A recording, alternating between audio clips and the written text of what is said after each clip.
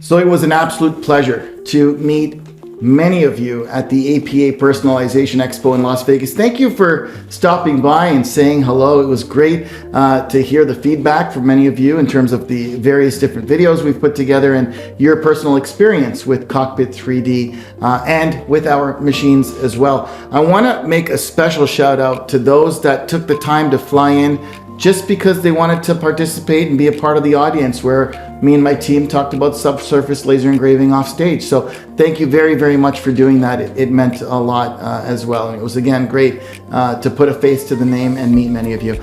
Now, one of the main points of feedback that I got from a lot of you was to put together a video talking about each of the tools in the Cockpit3D software. I was asked to kind of do an overview of the entire process. Some of you had already purchased your lasers, some had already received them, some were still waiting on them. And so I'll take you through that in a video by sharing my screen. I'm also going to call on a few influencers out there that are going to be helping me out. So I'm going to be calling on Troy Barnes from Micron Crystals, who's been very, very active. I love his sense of adventure, curiosity, and everything that he's doing in this space to bring his ideas to the industry. And I'm going to call on him to talk specifically about the steps involved after you've saved your file in Cockpit3D and how you are to load it best in the Xtool environment, because we don't use these UV lasers. We're green beam users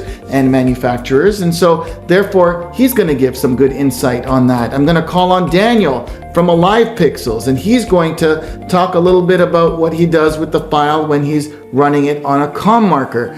And of course, I'm going to point to a YouTube influencer out of the UK whom I've just recently gotten acquainted to, and he put a marvelous video out there on the entire process at the micro level, utilizing Cockpit3D and the FastPass 3D system and placing orders, and he went right into the costing as well. So I'm going to point out his link directly in our description for you to take a look at as well. So there's going to be a lot of really interesting information. I think many of you are going to find this very useful, both those who are beginners as well as those who are advanced power users. Stick around. Cockpit3D brought to you by 3dcrystal.com. Next.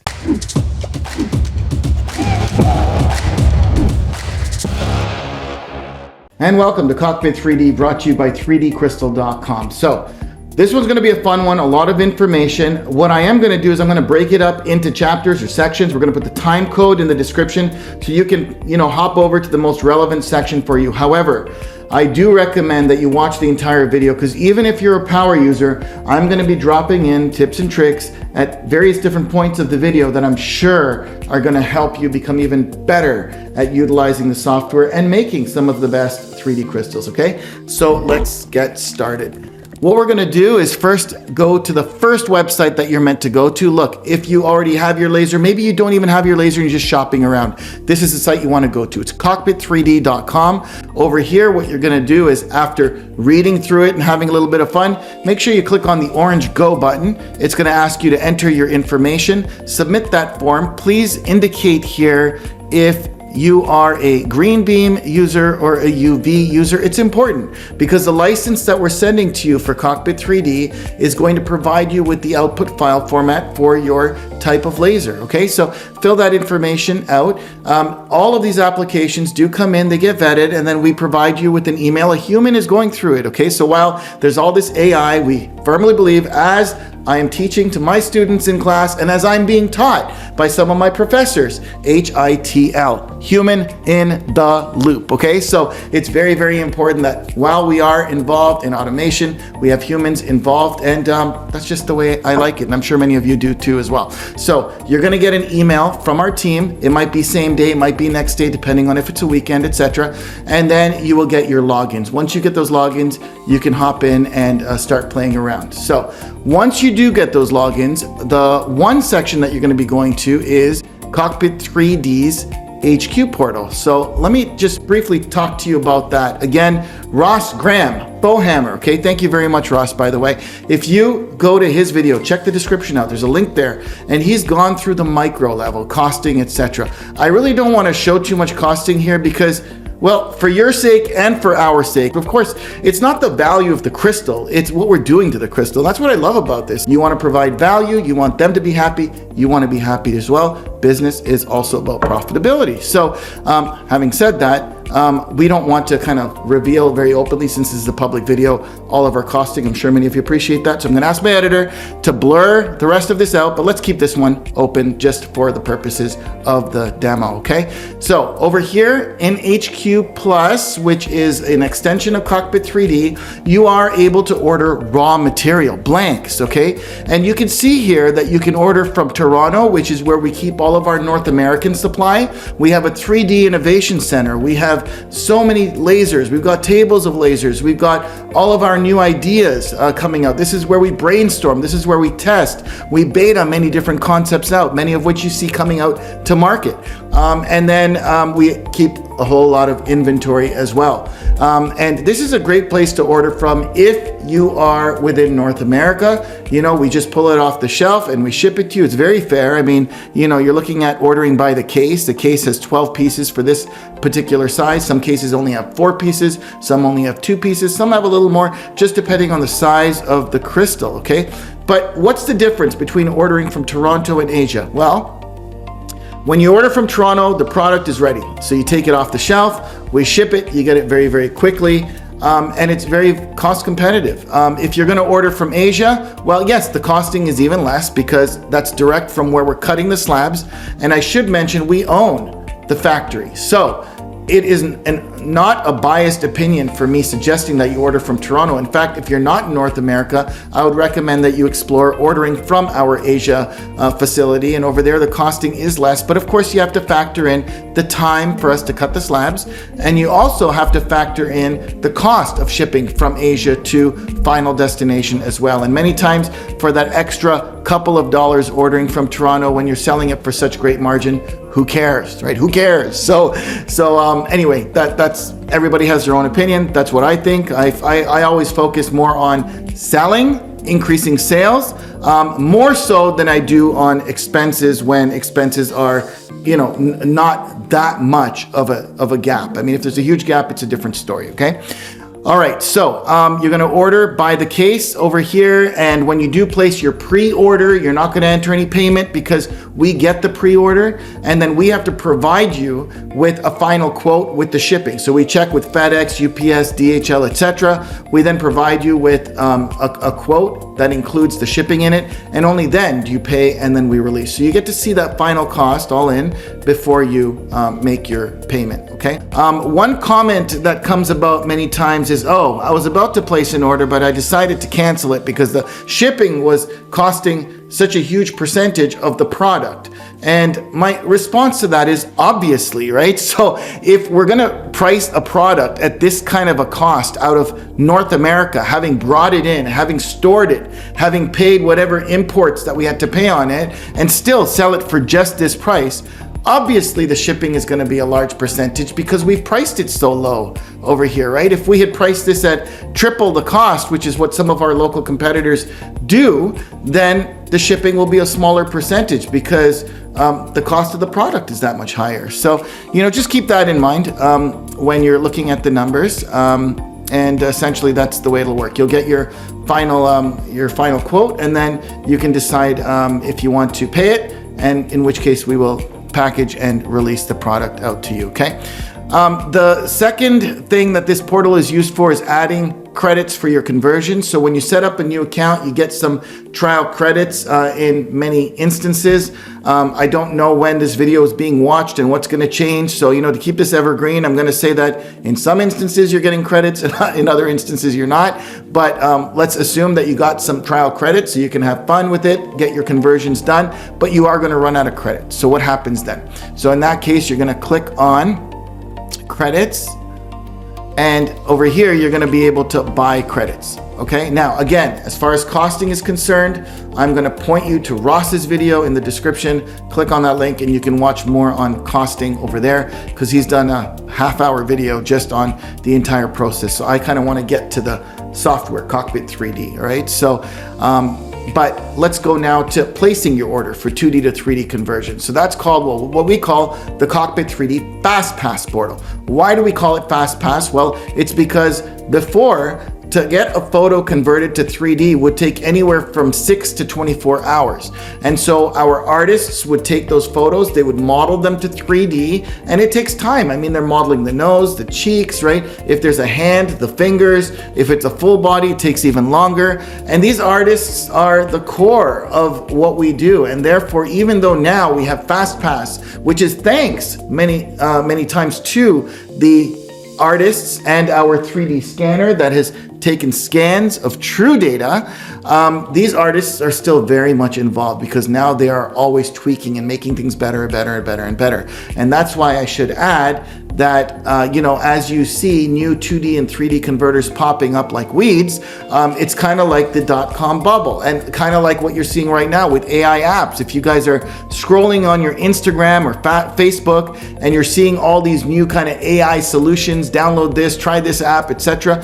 These are apps that I question how long they're going to live. It's kind of like a quick buck. They make their quick subscription money on whoever is going to join the app, and how long does it last, right? So why is Cockpit3D's quality better, and why is the market loving Cockpit3D? Let's ask that question. Why does the market love Cockpit3D? Why do they love the quality that they're getting out of it? And the reason for this is because the training of Cockpit3D is from true source data. What you get out is only as good as what you put in. Okay, so if we are going to train our data with true scans of people's faces, of pets, of architecture, of automobiles, of buildings, etc., then the quality of the calculation is going to be just as good. And of course, the volume of data, that you're talking decades of data that we've organized here. And so that's the reason why that you're not getting Pinocchio noses, or you're not getting eyes sitting in the sockets, right? And we've gone through incredible training. And so therefore, when you're doing comparisons and you're looking at an image that's being outputted from Cockpit3D or from any other converter, you will see differences, and that's simply because of the data, okay? Nothing more than that. And of course, we've done some very, very smart training on it, and we continue to tweak it. So there's always improvements. That's our job. All right, so let's now go to the FastPass portal. So if we click on login over here, and over here, what you're gonna find is a button where you can click on add new order.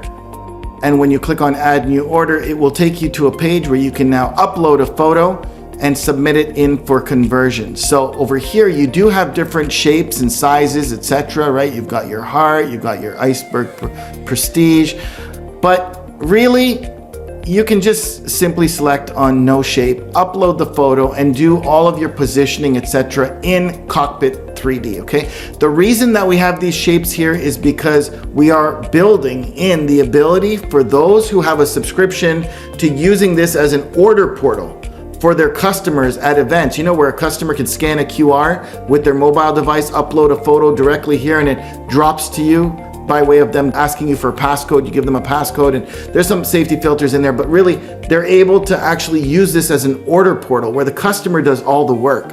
And not only that, but we can integrate this into your Stripe and PayPal so that people that aren't buying it at your festival or at the event that you're at, but are taking a flyer, they can order crystal from home.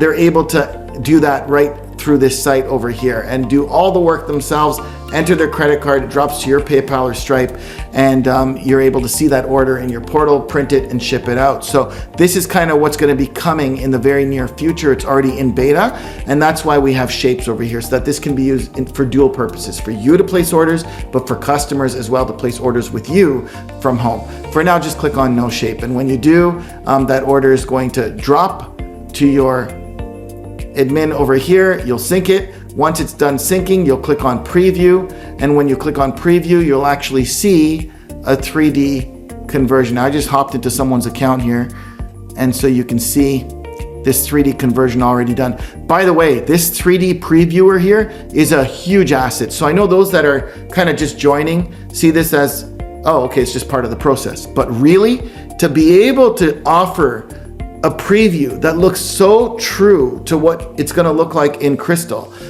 on a browser without any, delays. It's so smooth in its movement, and it's so accurate, and showing the shape and the reflections of the crystal. It's even something you could take a screenshot of and use as a preview to your customer before you burn it in Crystal. This is, again, another sign of innovation, right? And so when we talk about the Cockpit3D ecosystem, it's important to understand that it's not just a software. It's an entire revenue generator. It's an entire business solution. And while I know that there are many makers and hobbyists perhaps that are utilizing this and enjoying it, this here is an engine for you to be able to generate some serious revenue for your business, irrespective of the subsurface laser engraver that you are using. All right, so that top line's everything before the software. Again, in the description, there's a link to Ross's video where he goes into more depth on this. So I'm going to point you there. I was going to do that video myself, but while I was in Vegas, Ross surprised us. He goes and he launches this video, and it was just fantastic. I was really thrilled with how informative he made it and how he articulated himself as well. So be sure to check it out. So let's now go into Cockpit3D. Okay, and we're going to go through each of these tools. I'm going to stop for a quick water break because I've been doing a lot of talking, and then I'm going to pick this up. So just give me 5 quick seconds, all right? All right, I'm back. So let's now hop into the Cockpit3D software. So we're going to go through each and every one of these tools. And again, I think that you're going to find this very informative. So let's start with the simple one here.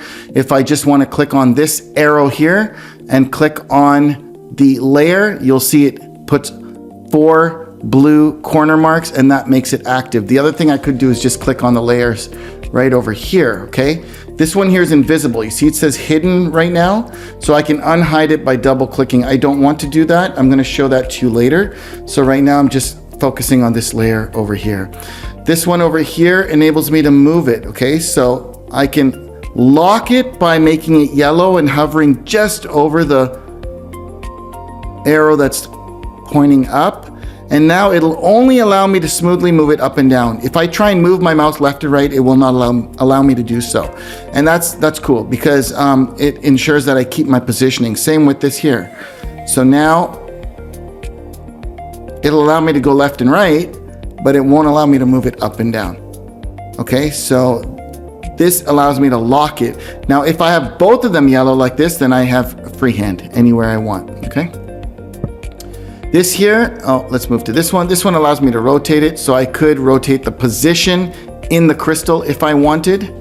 All right, and you'll notice that as I do it, these values change. So I can just snap it back by putting 0, and boom, there we go, okay? So you are able to control it. You can see exactly what's happening with the numbers down over here as well. This here allows me to scale in uniform, so it will scale it on the X, the Y, and the Z. So notice this down here. Over here, I can snap to different views. I'm gonna snap to the left view, and if I look to, let me just click on this layer again, and let me scale it. You'll notice that it's not losing its uniformity, okay? It's keeping the correct scale in all directions. Now this is the non-uniform scale. So you're only generally going to use this when you want to play with the Z. So for example, if you received something and for whatever reason the calculation just wasn't good and the flat image came out 3D like that and you wanted to add more 3D, well, in Cockpit3D you can go ahead and do that. Okay, so you can play around with it. Usually what you get back is already really well calculated, but again, you do have some flexibility to do so, especially if, for example, I was putting this in a thinner crystal shape. Let's assume that my Z depth of this crystal was just 20 millimeters. Well, in that case, I have no choice because really I need some safety margin, and so I am going to probably, squeeze it just a little bit, right? So that's a perfect example of when you would use this tool. This cropping is for if you have a 2D image. So if you imported a 2D image, you could actually crop that image. So let me do that 1 minute. Let me just click on this button here. So we're kind of hopping to an icon on the top horizontal toolbar. But this is actually a really cool, let me find an image I can use. Here we go. Okay, so let me hide this layer so it doesn't interrupt me. I just double clicked it. And now I'm gonna click on this image here, this photo, and I'm gonna click on crop. And now you can see here that I can crop on different sides, right? So maybe I wanna crop up like that, or I wanna crop in, or you know, a little in there too. And so you can crop 2D images over here as well. By the way, this is very powerful. The fact that you can import a 2D image into Cockpit3D means that you're able to use Cockpit3D without even needing to buy credits to do 2D to 3D conversions. Of course, customers love 3D. We love creating 3D, but there are going to be scenarios where maybe you just want to do a 2D logo.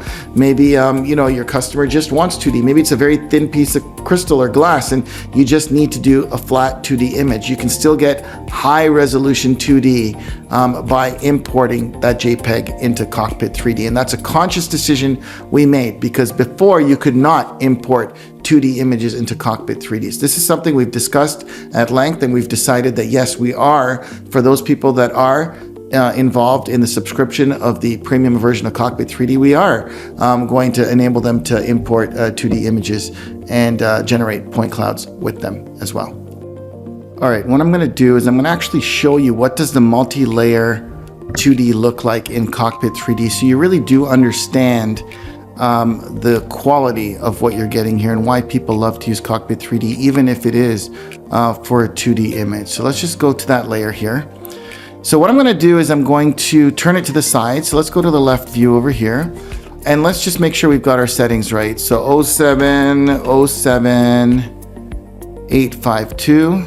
When I say 07, I mean 0.07, okay? So it's not 0.7, it's 0.07. 07, I'm talking about after the decimal point, because I do know that some people kind of just go 0.7. I'll show you what that does. Okay. Click on front, click on go, and you can barely see anything because you've left almost 1 millimeter between the points. So let's change this here back to 0.07 and click on go.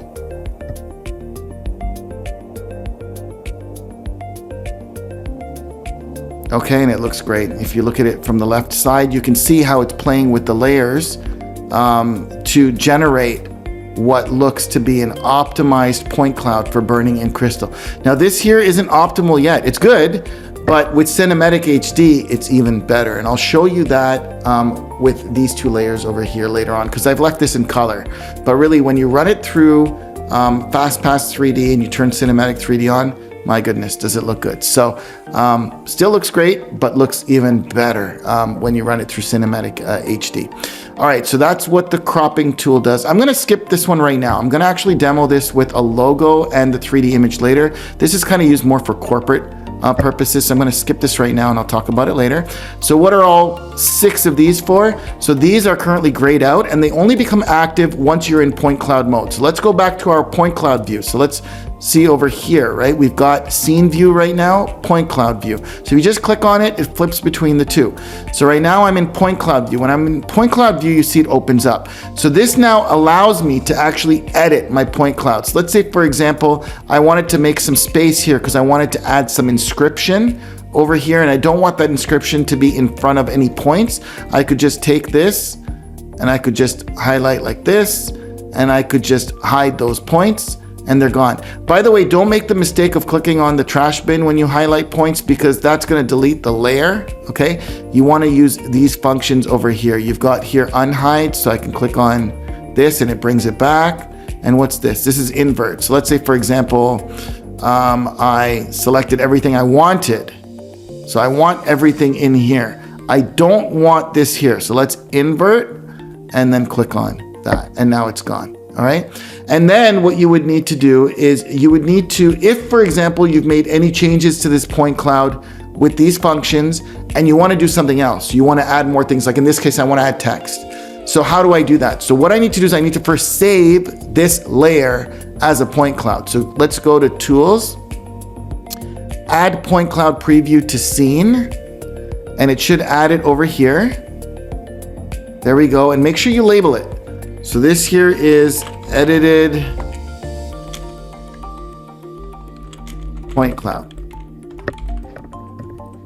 All right, so now, if I go back here, I can hide my layer, and now I could see this is my point cloud. So now I could definitely go over here and add my inscription.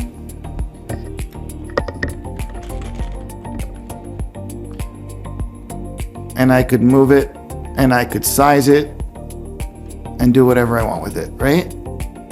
And there you go. By the way, whenever you're doing inscription, always make sure to look at it from the side and bring it close to the front because it looks cool. Looks nice when it's near the front. Now, if I save this, it's not gonna save the text because it's gonna save what it currently has in point cloud mode. See here?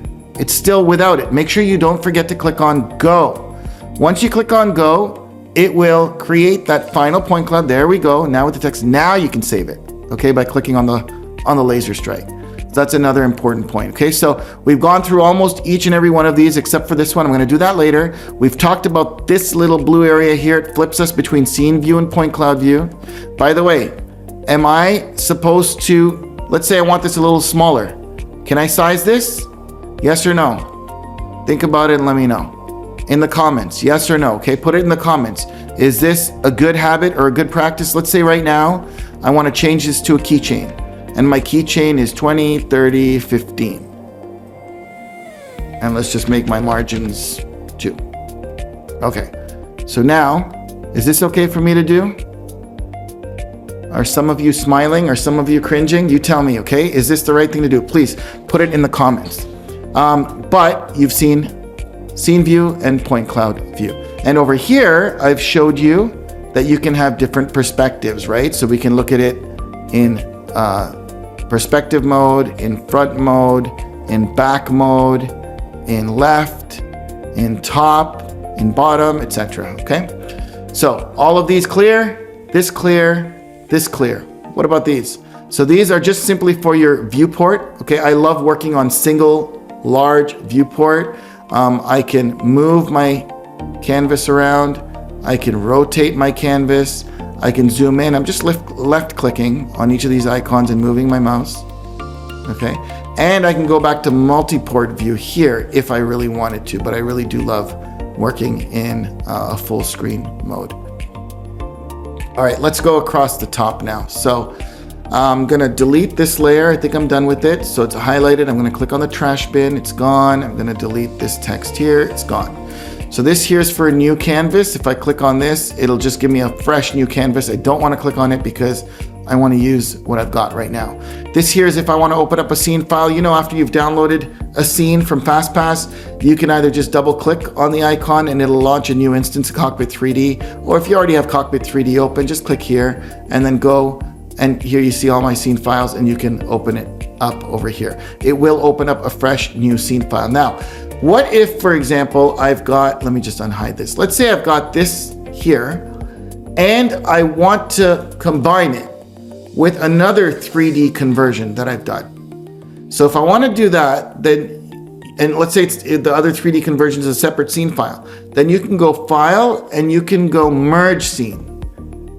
And then you can click on any other scene file here and it will allow you to have both layers in one instance of the software. So let me just click on Genesis here, open. And essentially I've been able to combine both Cockpit scene files into one instance of the Cockpit3D software. That's another powerful little tip and trick over there. All right, so let me hide this text over here.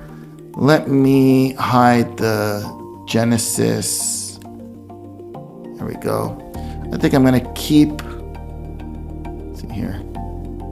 I'm gonna keep the 3DC logo, but I'm gonna delete or hide the Genesis logo. Okay, so let's move on. We've talked about this, we've talked about this. This here just saves your work so that if anything were to crash, at least you've got your latest,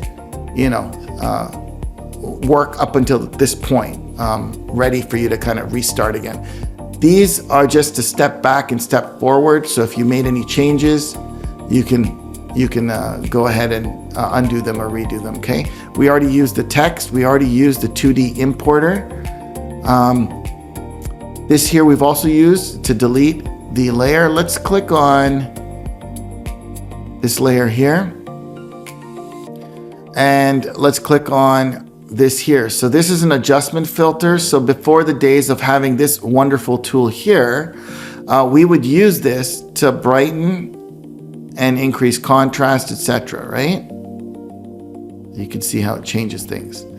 So now we have this wonderful tool here, which if you've installed a graphics editor, it will enable you to actually click on it and it'll launch the texture of that 3D model in your graphics editor, so you can now edit it further. So say, for example, you got your file back, you were happy with almost everything, except for the fact that this pocket is, let's call it too dark, and you want to brighten this pocket. So in that scenario, just click on your brush, just click on your color dodge.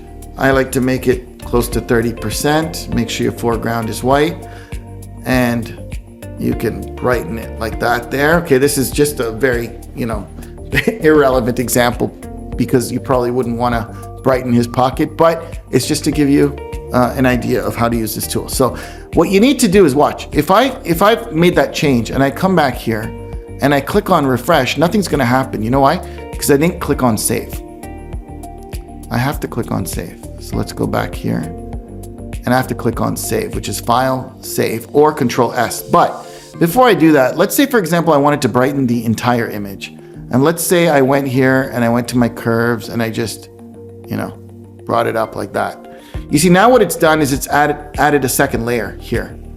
And in order for this to work, you're gonna have to merge these layers or flatten them. Either one, merge or flatten, okay? But basically, you need it as one layer. And then you need to click on Control S. So my bottom line is what I'm telling you is make sure that if you're gonna make any changes, when I first did the color dodge tool, I was good, a Control S would have done it. But if I did anything with layers and added another layer here, then you gotta merge them first and then do your Control S. Okay, so now I'm gonna do Control S or File Save. Click on OK. Don't change the destination directory or anything because this is currently in a temp directory and it's got to be there because that's where Cockpit3D software is going to be looking, all right, when we want to refresh it. So I've already done the save, and now what I'm going to do is I'm going to click on the reload textures here, and now you can see what it's done here. Okay, it's added it. Now, let's say, for example, I want to darken this. So let's say I go back to Photoshop and I do my curves and I darken it. Okay, and I merge it and I save it. Control S. Is it going to work if I click on refresh? Think about it. Will it work if I click on refresh? I went to the graphics editor, I brightened it or I darkened it, I merged the layers, I hit Control S and I click on refresh. Will it work? The answer is no, it will not work. Watch. Nothing changes. You know why? Because I went straight to the graphics editor to make those changes without clicking on this. So once you've done your Control S and you've saved and you've refreshed it, you've got, if you want to make any further changes, you've got to click on this again. Okay, so I'm going to click on it again, and now I can do whatever I want to do. Merge it, Control S, and now click on refresh and just watch the overall picture, and it should dim when I click on this. There you go. See that? So it's very, very important that every time you've saved and refreshed, the only way you can make a further change to the texture is if you click on the brush again. All right, what's this here for? So this is to fit it automatically. So look at my small little keychain here, and I've got this big image. So what I can do is I can just click there and boom, it just sizes it. And then I can manually go and do whatever I want, okay, with it. This here, I'm going to talk about a little later. This and this. These two tools are mainly used for corporate awards. So I will get to it, but I'll get to it a little later, okay? This here is for me to bring my view back. So if I'm zoomed out so much and I just want to snap it back, boom, there you go. This here is color, so you're not usually utilizing this tool. Of course, as you know, we're building many different techniques, Cockpit3D. So we do kind of have the option of seeing 3D in color over here, but right now it's irrelevant. And so therefore you don't have to really worry about this tool at this moment in time. This here is for your templates. So I have other tutorials that talk about this, but essentially, if you buy your raw material from Cockpit3D's HQ Plus portal, besides the advantage of having certified, KEMA certified for safety, it's important, it's KEMA certified. We got it certified for safety because of our collaboration with Fujifilm. And Fujifilm needed us to prove, beyond verbally stating that our composition is safe for households and for consumers, we needed to prove it. So we got our light bases, LEDs, electronics, our composition of the crystals, and you know, various crystal thicknesses have different compositions. So for our thin and our thick, we got all of it inspected, we got all of it tested at a laboratory, and then we got it KEMA certified. So when you're ordering our KEMA certified, high quality, grade A, K9 optic crystal, which does not yellow, it's not yellowish, okay, so you'll notice that's also a big difference, is that some of these samples that you're getting are yellowish. This is someone sent me from who owns a UV machine. I guess it's taller because these UVs are better for burning taller items because of their larger Z field of view, but it's yellowish. I don't know if you can see it on the camera, it's yellowish compared to what we're supplying.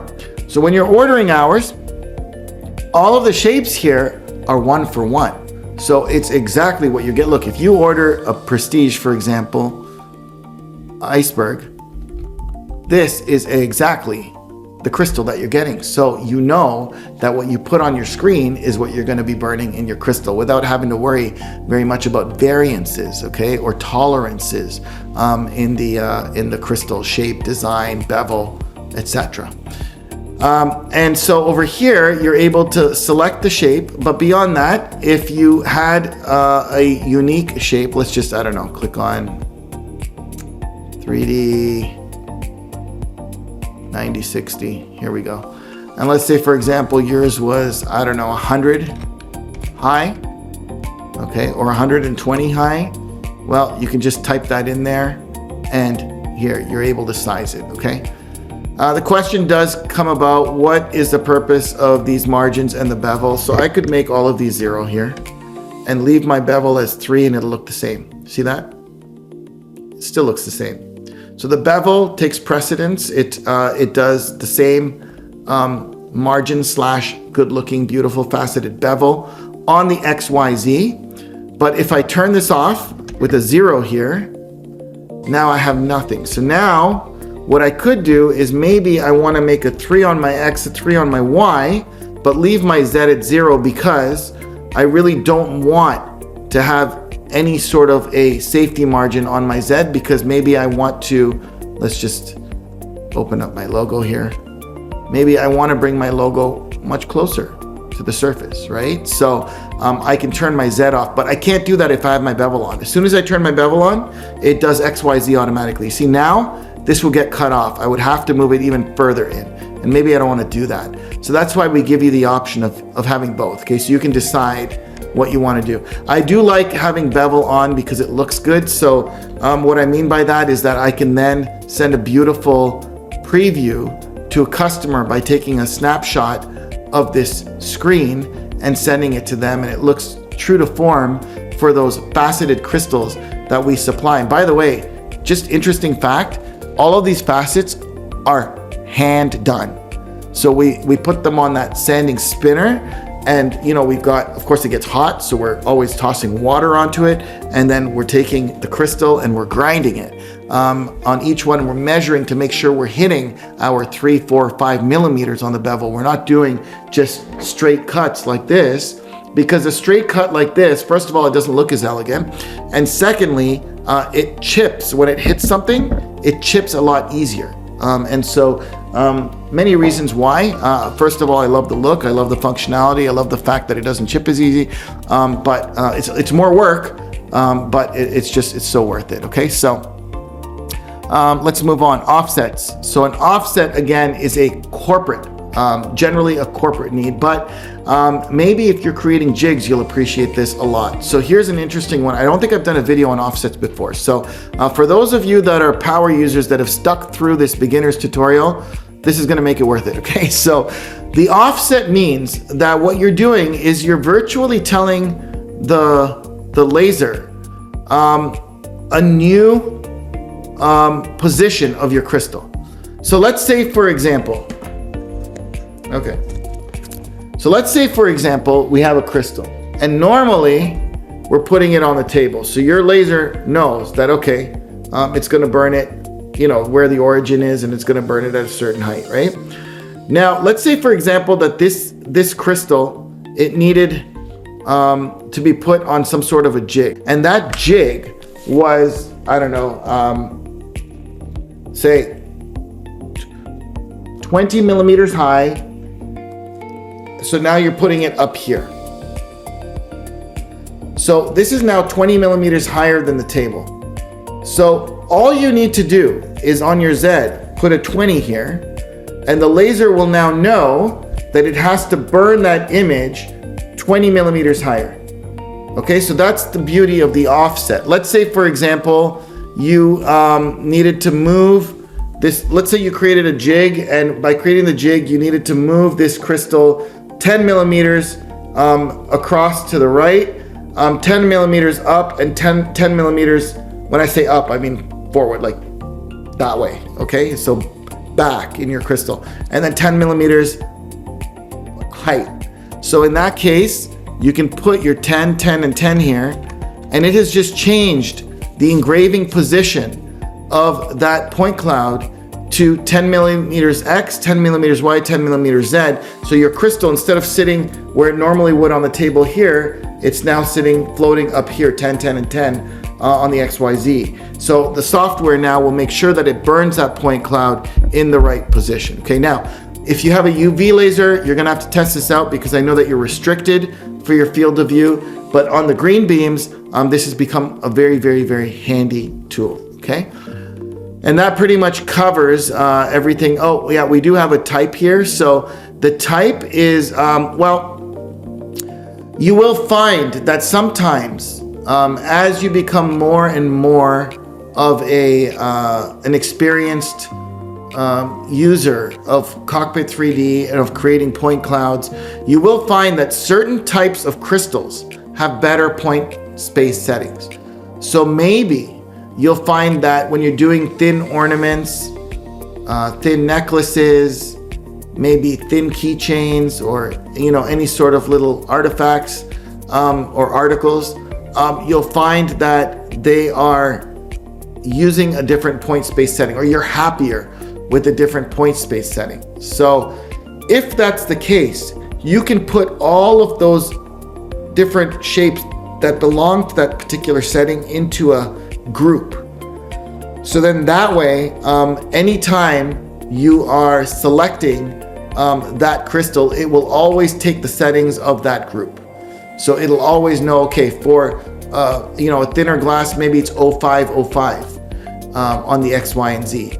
And maybe for the bigger crystals, it's 0707. And so you can always assign thicker crystals to that group. Okay, so that's what that particular field is for assigning settings for different templates to groups, okay, or we call them types or groups. All right, so let's go to settings. So we just talked about the point space settings, and here's the group, right? So you can assign that group the point space settings that you want. So that way any of those templates that you assign to the group will automatically default to those point space settings. Your toning, don't worry about it. Leave it at 1.8. This is something we used to play with before the days of Cinematic HD. It pretty much changes contrast. Now you can do that in the graphics editor, or you can just, if you want to get things done quickly, Cinematic HD does it for you, okay? Trim point cloud to template. So you know what that's for, I believe, right? Is that, let me, for the benefit of those that don't know.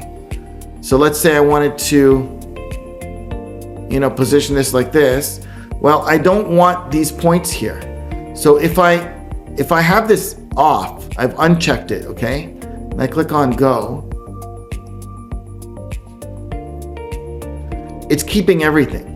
But actually I want it to trim it on the inner margin here. So to do that, turn this on and click on go. And that's what it does, okay? So this generally we leave it on. Layer shift and Z jitter, they're just different patterns of how the points are scattered. So we created these different settings as we were many years ago analyzing different types of lasers so that people who were using Cockpit3D could try it out and perhaps get the best output based on the laser that they were using from the laser manufacturer that they decided to purchase their laser from. So you can try this out and see if it creates anything better for you. And if it does, then you know that that's perhaps something that you would want to keep on, or perhaps not, okay? Blur radius and fall off exponent, there's another tutorial on this. It's generally used for the heart and the prestige iceberg, and it creates a beautiful trail off. So I'll show you what I mean by that is, let's go to the iceberg here. All right. So if I if I just click on go right now,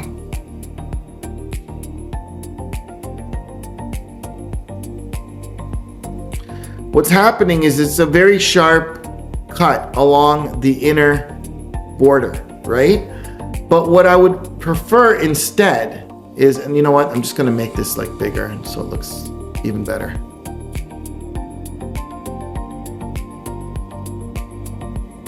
Okay. What I would like is I would like a soft trail off towards the edge. So it does two things. One, it looks more elegant, but two is it prevents the opportunity of these points getting so close and so sharp at the edge that it increases the probability of cracking. So what I'll do over there is I will set my blur radius to 3, my fall off exponent to 0.5. This means that it's going to start at around 3 millimeters away from the edge, and it's going to slowly, gradually taper off. So if I turn on my light maps here, enable light map, and use light maps, there it is. See what it's done? It started somewhere at around 3 millimeters away from the inner, and it trailed off to the 0.5 away, okay? And now, you see this is what it looked like before, sharp to the edge. When I click on go, watch what it looks like now. Of course, it's gonna be bigger because I resized it, but pay more attention to the edge here when it generates. You see that? Just a natural glow and like a natural fade, okay? And so it looks much better. So that's what the blur radius and the fall off exponent do. Create stabilizing points. So this one is a really cool one in the green beam world. You see, this isn't perhaps perfect center. This is center to the eye. But if I really wanted to center it, my true center is probably here, right? Along this black line here, right?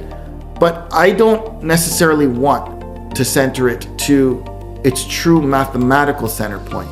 I want to center it to what looks good to the naked eye.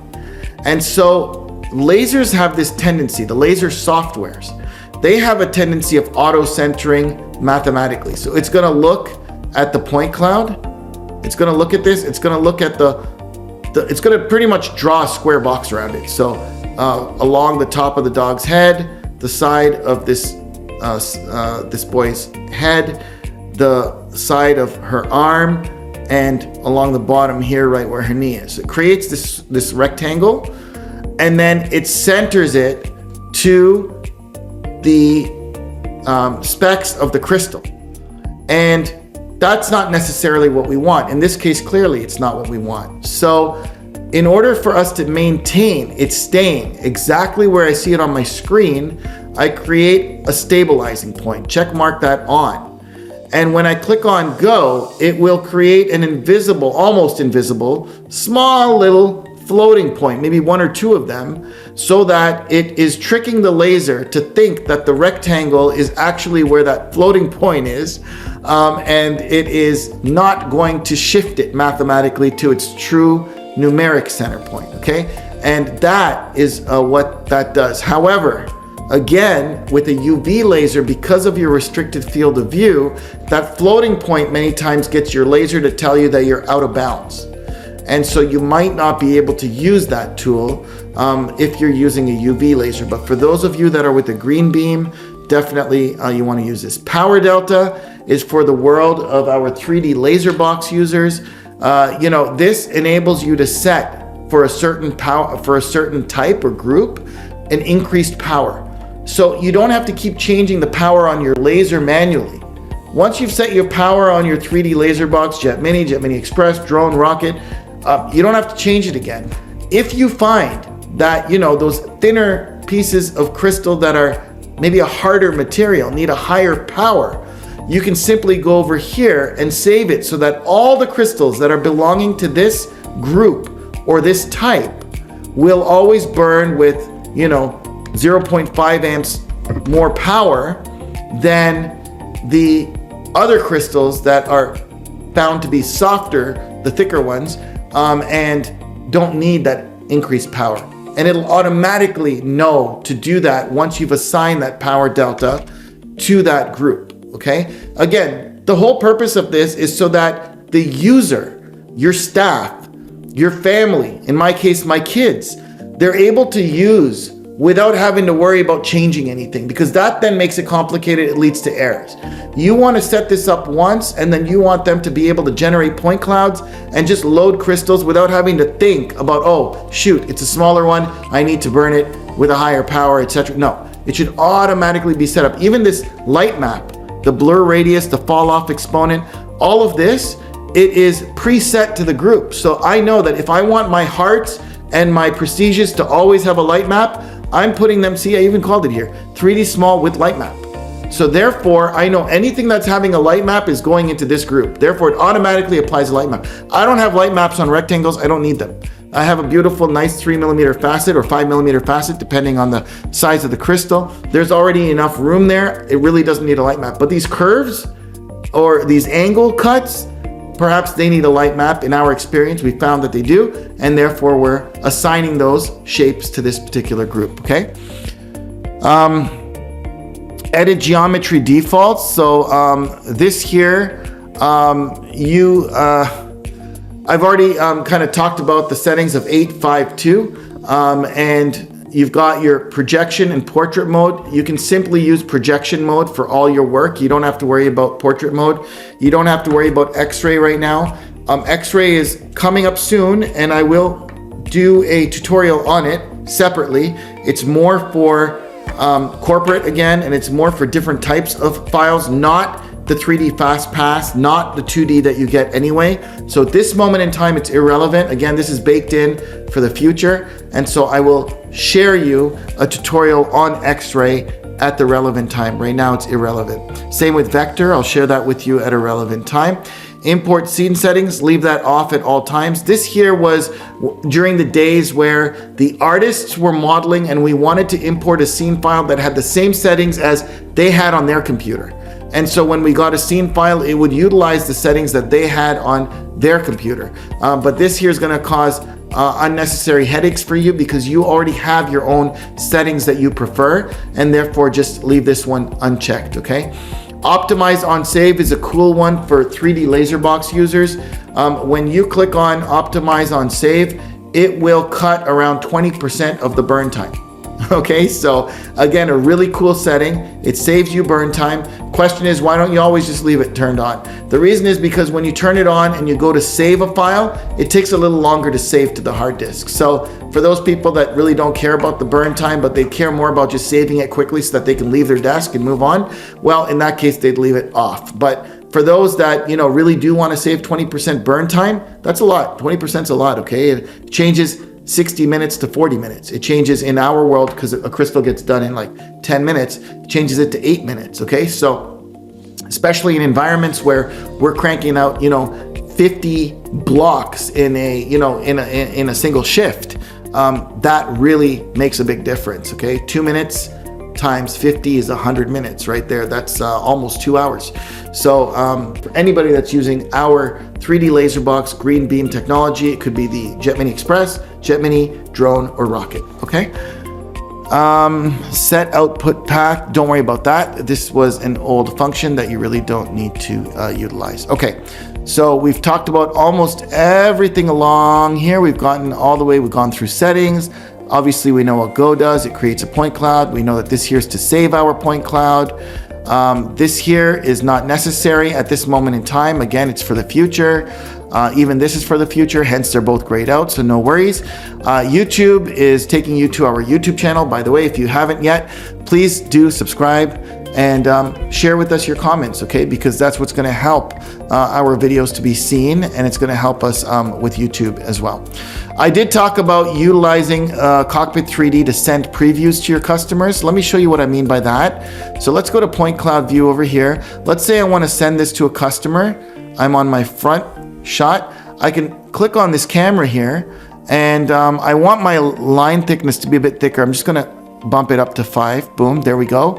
And I can click on save, and this will now save this image at a destination that I select, okay? So that I can now send it to my customer if I want them to take a look. And I can do different angles. I can rotate it this way, I can rotate it this way, I can do the side, okay? So that's the beauty of this here. This is a really fun one, the PDF. So let me take this, let me make this one a front view. I'm gonna make this one a, let's make this a top view. This one's already a left view. And this one is a perspective. So it's like a 3/4 angle almost, right? Okay. Now let's zoom out so that we can see the whole crystal. See the whole crystal, there we go. And now I'm gonna go to the PDF here. And what I'm gonna do is you can select your logo. So browse and, just select your logo, put your logo here. And then you might wanna add a few fields. So what we're gonna do is we're gonna create a quote sheet, okay, with this here, with this PDF. So let's say, for example, I have a corporate customer and I need to keep details because I don't know in the future. Usually corporates, by the way, they come back every year. So you wanna have something that you're sending to them that acts as a reference, not only for now, but for the future. So let me add a new field. What I'm gonna do is I'm gonna add date, and I'm going to say today is whatever it is. So today is 1/1/1/1/1/1. I'm not putting a date there because I don't want to date the video. Oh, I guess it's already dated. You can see the date down here, so fine. So let's just do this. Let's just do it. It's 2026/03/09. All right. Add a new field. So let's do this. Maybe, okay, I'm just gonna get creative here. Maybe you wanna charge corporate customers by the burn time. And so, maybe you're gonna charge them, I don't know, $1.50 for every, let's make it an easy number, $1 for every minute of burning. And so let's say that the crystal was a 45-minute burn. So maybe you can just say minutes to burn. Okay, 45, and then you can just say add new field, and you can just say setup fee.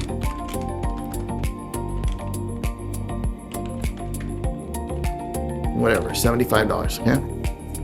And now I wanna add my screenshots here so that they can see what is it that I'm quoting out. Oh, let me just put here my total quote is gonna be 45 dollars plus 75 is 120, I guess, 130. 45 plus 75, 120. Okay.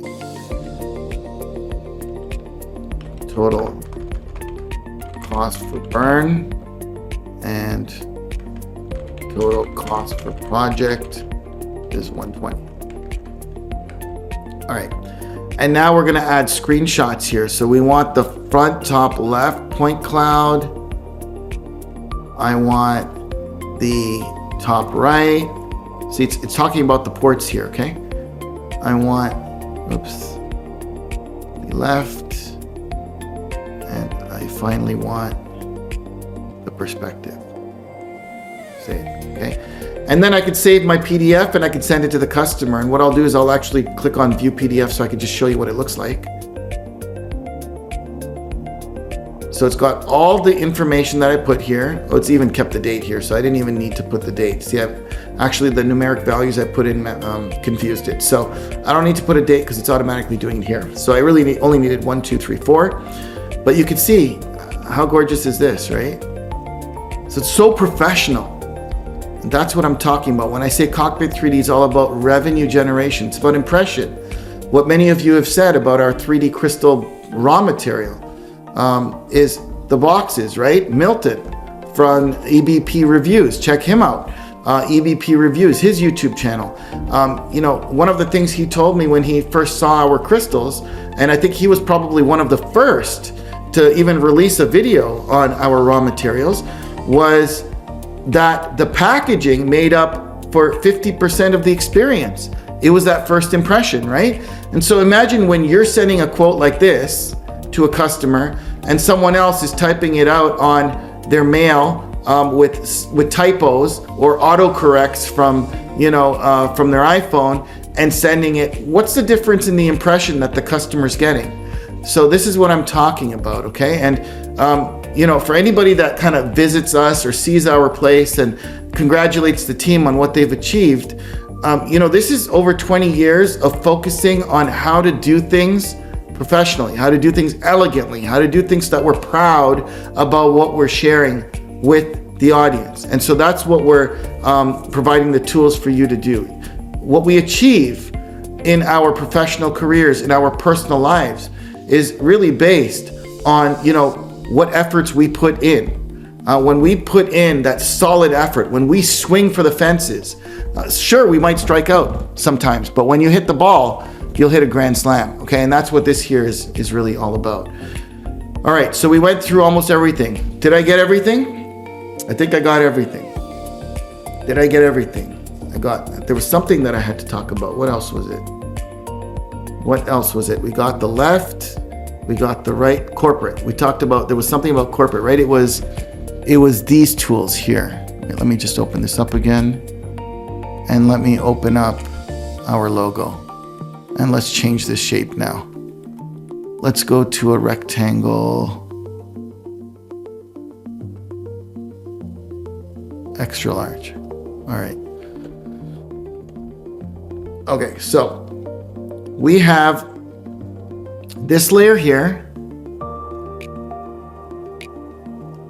And we have this layer here, which is the logo. Okay, now, let's say, for example, I'm gonna hide the logo for a second. Okay, let's say, for example, you wanted to subsurface engrave this crystal, but you also wanted to do some surface etching with another device, or you wanted to do some color fill, or you just wanted to do something else, maybe sandblasting, okay? And you needed very, very precise placement. And so you have to have this point cloud, this image, exactly, let's say exactly 25 millimeters, which is 2.5 centimeters away from the bottom. Because you need to do some surface etching on the bottom and some color fill on the top with your other machines, okay? UV printing maybe. Okay, so what are we gonna do? In this case, I could eyeball it. I could even, let me just first of all go to my maximum view. I could even count out the square. See if I zoom in more and I move this up a little bit. I could count the squares here. And I could say, okay, so from here to here is 10. From here to here is 20. And then I just have to go up a little and move this up. I could do that. Or what I could do is, whoops, wrong layer. Click on this here. Or what I could do is I could select this tool here. No, sorry, it's this tool here. And I could say, all right, I want to align, and we're talking about Y right now. So I want to align the Y bottom edge of this layer. So not the middle, not the top of this layer, the bottom edge. That means down here. Okay, so bottom edge to be exactly 25 millimeters above the template's bottom edge. And there you go. Okay, and now 10, 25. It's exactly where I want it to be. I can do the same thing with the logo. Let's unhide the logo. And let's say that I want to move this so that it is exactly, I don't know, call it 8 millimeters. So align the top edge of this logo to be 8 millimeters below the template's top edge, right? So 8 millimeters below here. And there we go. So even though I can't count it because these are not small enough, let's zoom in and make it small. There we go. So you've got your 5 to here, 6, 7, 8.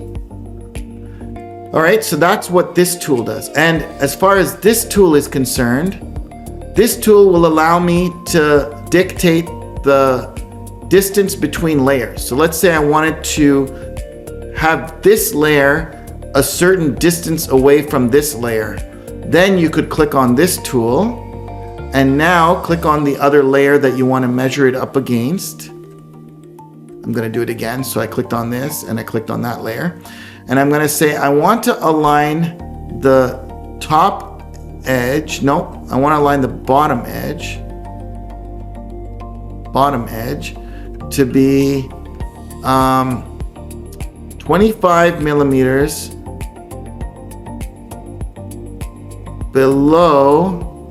above the target's top. Oh, sorry. You know what it's doing? It's doing it. It's not doing the logo against this. It's doing this against the logo. So let's assume that I wanted the kids and the dog to be exactly 25 millimeters below the 3D Crystal logo. Okay, so align the top edge of that scene file that has the kids and the dog to be 25 millimeters below the target's bottom edge. Okay, so there we go. So this is the target's bottom edge, 10, 25, and it's exactly where I asked it to be. And that's what those are for. All right, now, hopefully that has kind of given you some really good knowledge on all of this. What I want to do is I want to show you the difference between using cinematic and not using cinematic, okay? But before I do that, I want to toss the camera over to Troy, because Troy is going to show us, after saving a point cloud. So let's say, for example, he's got a different point cloud, I believe. I can't remember. Maybe I gave him this one. But let's just move this here. Let's say, for example, this here was your final point cloud, and you clicked on go. And you see your point cloud, and you're going to click on here and you're going to save it. Okay, save it as a GLB or an STL. GLB generally I hear is good if you want to burn it on an Xtool.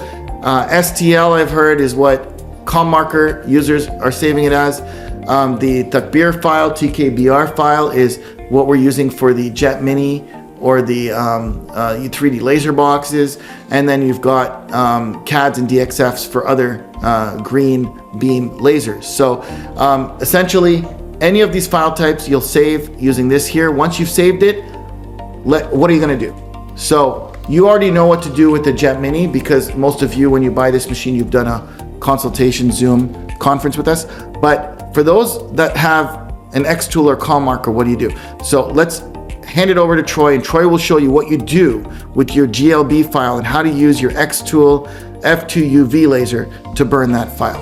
Over to you, Troy. Hey Riaz, thanks for putting this together today. Hi, I'm Troy, and I'll be showing you how to take the file from Cockpit3D and engrave it into a crystal using the Xtool F2 Ultra UV laser and Xtool Studio. So first off, let's go over to the machine and make sure that we have the right lens installed, and we'll get started. Okay, so here we are at the laser. What we need to do is change the lens out to the surface, from the surface engraving lens to the inner engraving lens. The inner engraving lens comes with the Xtool Ultra UV.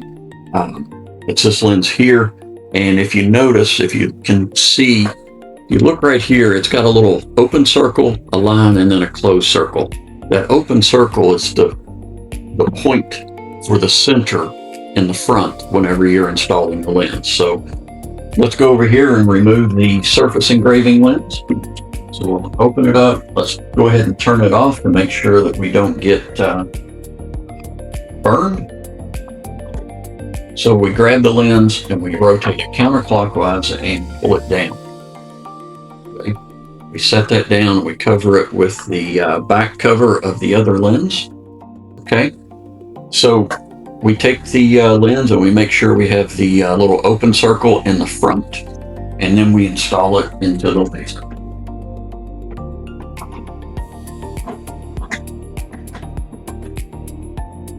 Okay, don't forget to take the lens cap off.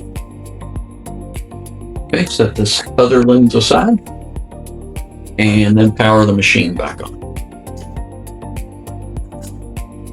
So there's another thing that we need to do. We need to install the riser or the platform. Okay, this platform goes into the center of the machine, and this is what we'll set our crystal on. You'll notice that it has a little guide on a little slide on the side here.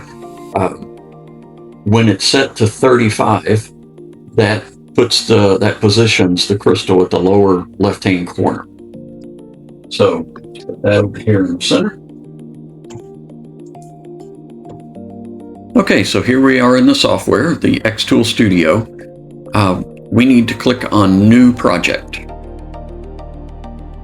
Okay, so here we are, and we notice that it already says that it detected the inner engraving lens. There are instructions if you need to know how to replace the lens. If you want to go step by step, you can do that. I'm going to click Got It. Okay, and now we need to go to the mode in the upper right corner. We'll click here and change it to the inner engraving. Okay, now it's going to give us some steps. We've already done this. We've already put the riser in the machine. Okay, so we will hit Next. And now it wants us to measure the dimensions of the crystal. Okay, so let's go over to the crystal and get the dimensions all measured up for that. Okay, so here we are. We have the crystal. Take it out of the box. Okay, and we need to measure the x-axis. So I'm going to measure the x-axis. Comes up to 49.49. And that's this direction. Now I'm going to measure the y-axis. And it comes up to 49.64. Okay, so let's put those values in.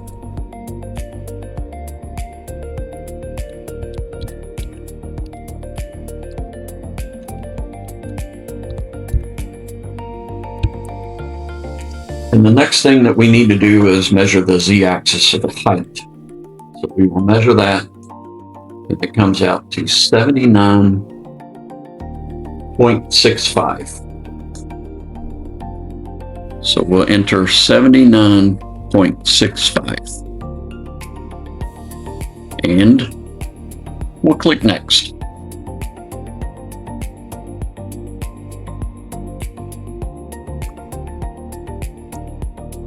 Now this is what I was telling you, the slider. It comes default showing you that it's at the lower left-hand corner, value of 35 here. If you ever want to change the position of that, you just have to tell it exactly what number you have here. That way you can position whatever you're engraving if you want to position it in the middle right under the lens. So we're going to leave it at 35. And I will hit Import Canvas. Once we get the canvas imported, I like to click on Perspective. It gives us a lot better view. Let's go up to our material and we'll change that to inner carved glass and click apply. And now we'll go and get the file that was created for us. Click on import and we'll grab that SUV-GLB file. Okay, this right here we really want to pay attention to closely. The object exceeds the working area. Would you like to scale it to fit automatically? Do not scale it. We want to keep the size that it comes in as. We don't want to modify this point cloud that's been created by Cockpit3D. This is very important. If you make it larger, you're going to spread your points away from each other. You're going to lose your resolution. If you make it smaller, then it's going to put the points together closer and it's going to change the resolution there also and possibly crack the crystal when you're engraving. So we want to always keep the size. Okay, and it loads up our file. Okay, and we can scroll around to look at this. And if you notice, it looks a little washed out. However, if you zoom in on this, you can see that there is texture there. Okay, that's just the way that Xtool Studio shows it. I see lots of questions in my Facebook group where people are asking, is this okay? It's washed out looking. It's perfectly fine. Just leave it exactly as it is here. So what we want to do now is we want to look at our power settings and dot duration. Our power is set to 80 by default. The dot duration is 200 microseconds. That's how long the laser will stay on each individual spot. Okay, and then our frequency is set to 60. We'll leave that there. It gives it a nice soft white finish. And the layer height is set to 0.04. Okay, we know in Cockpit3D that we have set this to 0.7 for the layer height. So we need to modify this. You always modify this to match what you have in Cockpit3D that you created the file with. Okay, so now we are ready. We can go put the crystal in the laser. Okay, you always want to polish the crystal to make sure that the top doesn't have any fingerprints on it whatsoever. That way it can get through. We're going to position the crystal just like we measured it, like this, and we're going to put it in to the machine, just like so. Okay, and then we will close the machine. Okay, back here in the Xtool Studio, we click on Process. When you click Process, this can take, sometimes I've seen a couple of minutes. People are saying that it's taking. Just wait for it to do its processing. It'll change screens. Here we are.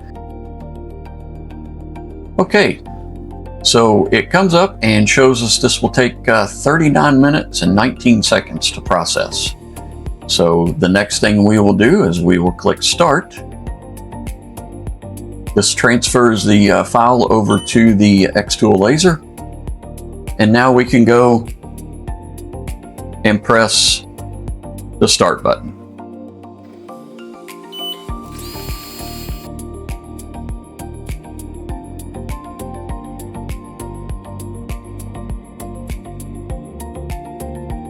Okay, awesome, Troy. Thank you very much. Please check out Troy's YouTube channel. Micron Crystals is the name of his company.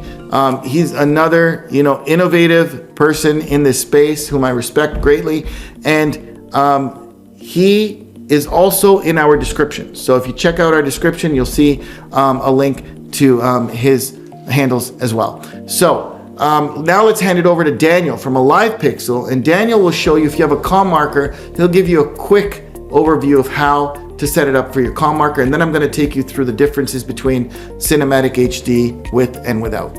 All right, yes.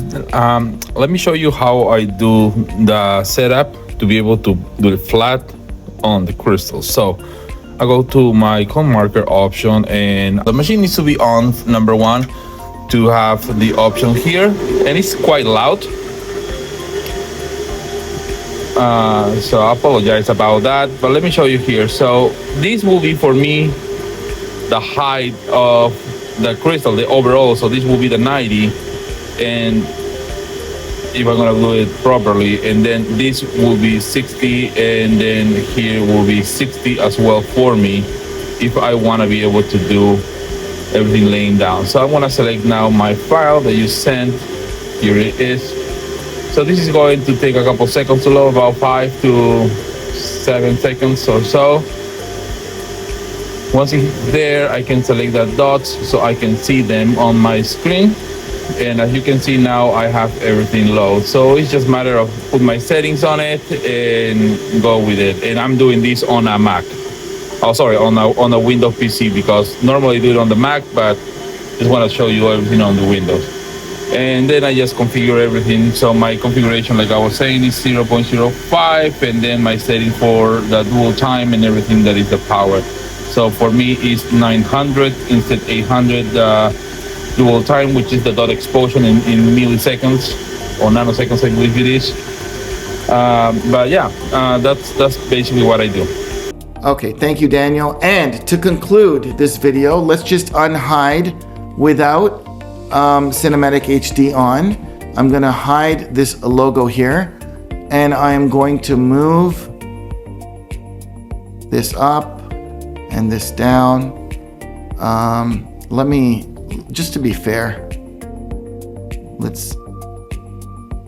since I'm not actually really burning this right now, what I can do is, just for the purposes of space, let me just increase the height here. Okay, there we go.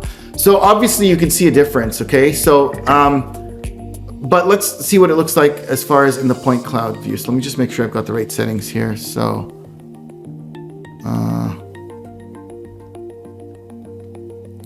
we want 07, we want projection, 852, save, okay, and click on go.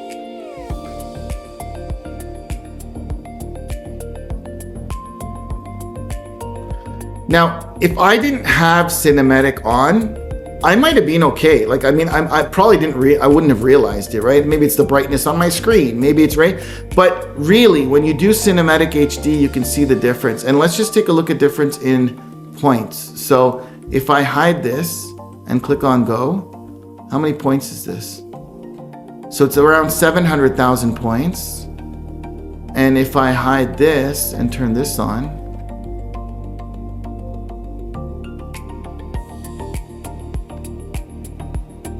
$2.7 million. It's 2 million points more, okay? So obviously, you know, better quality, it'll look a lot better in the crystal as well, okay? So I hope you found that informative. If you haven't already, please subscribe. Please indicate in the comments what you thought of this, if it was helpful, any feedback you have, anything that I've missed, any questions that you have that you want me to do future videos on, I'll lay it out over there, and hopefully we'll be able to release something for you. Thank you so much for watching.